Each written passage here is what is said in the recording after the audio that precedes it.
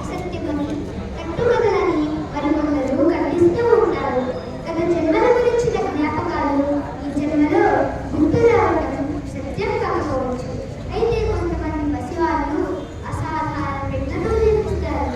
సాధారణ మేరకు కొందరికి గణితము, భౌగోళిక విషయాలను అలమోకగా వివరిస్తూ ఉంటారు. ఇటువంటి శిక్షణ లేకుండానే వారు కనబరిచే ప్రజ్ఞ ఆశ్చర్యాన్ని కలిగిస్తుంది.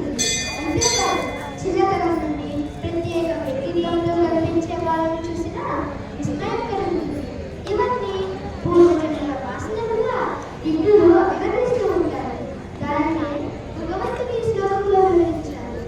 వాయువు అంటే గాలి. తాను ప్రయాణించే మార్గంలో ఉన్న పువ్వులను, పల వృక్షాలను తాకి వెళ్ళేటప్పుడు ఆయా పరిమళాలను తన వెంట మోసుకు వెళ్తుంది. అదేవిధంగా జీవుడు కూడా అనేక జన్మలకు వివిధ శరీరాలను ధరిస్తూ విడిచిపెడుతూ ప్రయాణిస్తూ ఉంటాడు.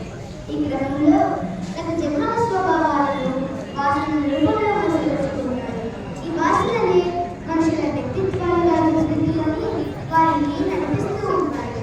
ఈ విధంగా గత జన్మల గుణ లక్షణాల ప్రభావం చేత మానవ స్వభావాలు రూపుదిద్దుతూ ఉంటాయని పురుషోత్తమ ప్రాప్తిలో వివరిస్తుంది. కృష్ణ అర్పణం. కొంతమంది చిన్నారులు ఏ శిక్షణ లేకుండానే వారు కనబరిచే ప్రజ్ఞ అనేది ఆశ్చర్యాన్ని కలిగిస్తుంది. ఇదంతా కూడా పూర్వజన్మల వాసనలుగా విఘ్నులు అభివర్ణిస్తూ ఉంటారు. ఇప్పుడు గాలి గురించి చెప్పుకున్నాము. గాలి ఏం చేస్తుందంటే పువ్వుల మీద వారుతుంది, పల వృక్షాల మీద వారుతుంది. అలా వారినప్పుడు తన వెంట పరిమళాలను మోసుకొచ్చుకుంటుంది.